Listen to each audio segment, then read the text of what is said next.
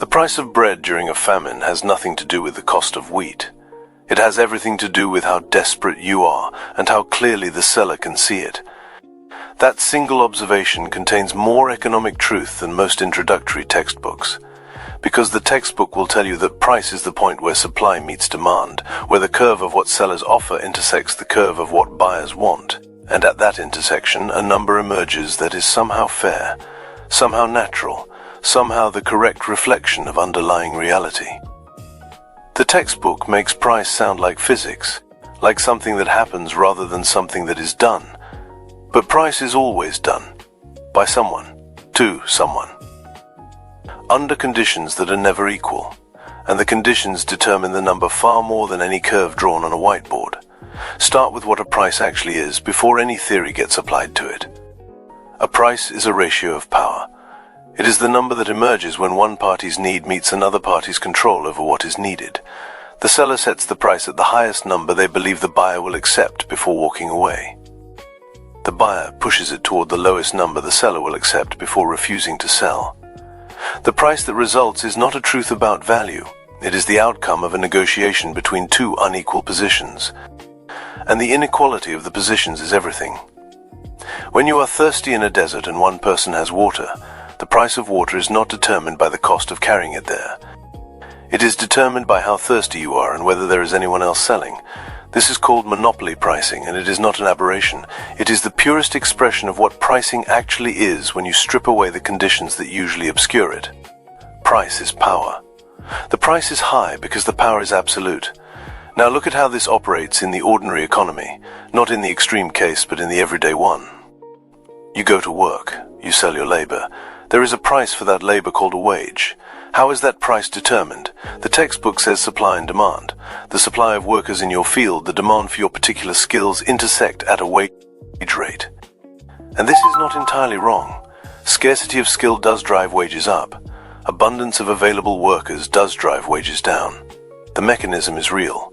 But the mechanism operates within a structure. And the structure has a thumb on the scale. The employer can almost always wait longer than the worker. The corporation does not need to hire you this week. You need to pay your rent this week. The negotiation between you is not between equals. It is between someone with options and someone with obligations. And that asymmetry, which has nothing to do with your skill, your value, your contribution, shapes the price of your labor before the negotiation even begins. This is why wages in industries with strong unions are higher than wages in equivalent industries without them. Not because unionized workers are more skilled, because the union changes the power structure of the negotiation. It gives workers the ability to wait, to credibly threaten to withdraw labor collectively, to negotiate from something closer to a position of equivalence. The wage goes up not because the market discovered the true value of the work, but because the balance of power in the negotiation shifted. Price follows power. Always. The market does not reveal value. It reveals the outcome of power relationships operating under whatever rules govern the exchange. Now look at something that almost never gets examined. The price of things that should not have prices at all. Healthcare, education, clean water, housing in cities where people need to live to access work. These are not luxury goods. They are the material requirements for a human life in the modern world. You cannot opt out. You cannot wait for the price to come down. You cannot walk away from the negotiation. And when a buyer cannot walk away, the seller's power is absolute. The price can go to whatever the buyer can be pushed to pay, which in the case of a sick person or a child who needs schooling or a family that needs shelter is everything they have and then some. This is why healthcare costs in systems organized entirely through markets consistently reach levels that bankrupt ordinary families. Not because healthcare is genuinely that expensive to provide, but because the person who needs it cannot refuse. The power to refuse, which is the only real check on pricing, has been removed by the nature of the need itself. The market is working exactly as markets work. The outcome is what happens when market logic is applied to something the market logic was never designed to handle equitably. Now go to the global. Because pricing operates between nations just as it operates between individuals, and the power differentials are just as visible when you look. The price of commodities, oil, cocoa, coffee, cotton, is set in financial markets in London and New York, by traders who are not producing them, in currencies that are not the currencies of the countries producing them, according to dynamics of global capital flow that have nothing to do with the cost of extraction or the conditions of the workers doing the extracting. A cocoa farmer in Ghana receives a price for cocoa that is determined in a derivatives market on another continent. That price can fall by half in a year because of speculative positioning by hedge funds that have never seen a cocoa plant. The farmer's cost of production did not change. The need for cocoa did not change. The price changed because power changed. The power to set the price resides nowhere near the person doing the work that creates the thing being priced. This is the structure of commodity trade that has persisted since colonization. The raw material leaves the country of origin at a low price. It is processed, manufactured, branded, and sold back at a high price. The gap between the price of cocoa and the price of a chocolate bar sold in a European supermarket represents the transfer of value from the place of production to the place of processing and consumption. That transfer is not a natural outcome.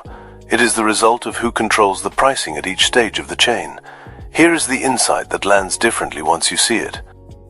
Inflation, the thing governments and central banks manage with such visible anxiety, the thing that erodes your purchasing power and shapes interest rate decisions that ripple through every mortgage and every loan.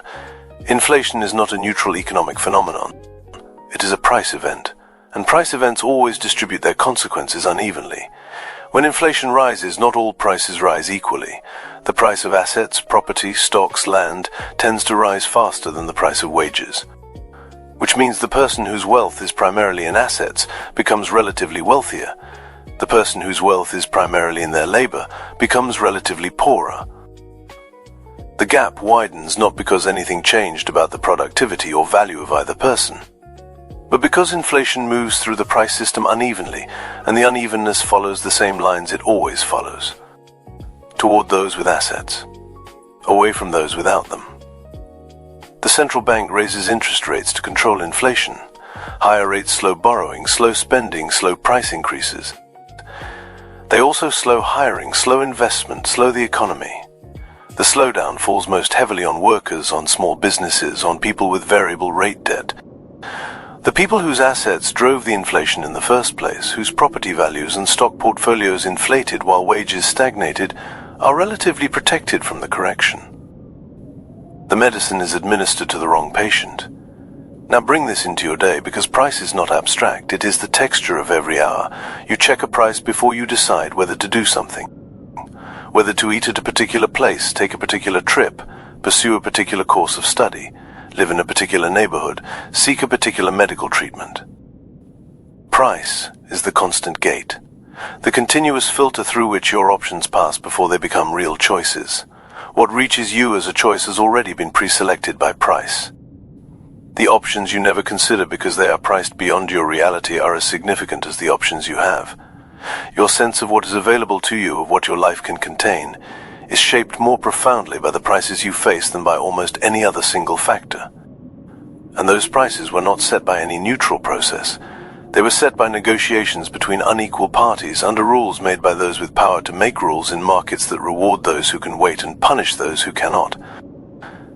The price of everything in your life is, at some level, a record of a power relationship.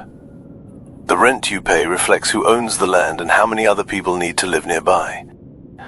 The wage you receive reflects the negotiating position of your industry and your individual dispensability within it. The cost of your healthcare reflects whether you can refuse the treatment or not. None of this means prices are simply wrong and should not exist. The information that prices carry, the signal of scarcity, the guide to where resources are needed, is real and valuable. Without prices, the coordination problem of modern economic life becomes unmanageable. We saw this clearly when we looked at markets. But there is a difference between prices as information and prices as final word on value. Between prices as a useful signal and prices as a moral verdict. The thing that is cheap is not therefore worthless. The thing that is expensive is not therefore important. The person who cannot afford something is not therefore undeserving of it. The price is the outcome of a power relationship. It is not the measure of a life. And the question that stays open after all of this is quiet, but it cuts. Every day you make decisions based on price. What you eat, what you pursue, what you forego, what you decide is not for you. Some of those decisions are genuinely yours. Some of them are the price deciding for you, and you calling it a choice. The question is, Do you know which is which?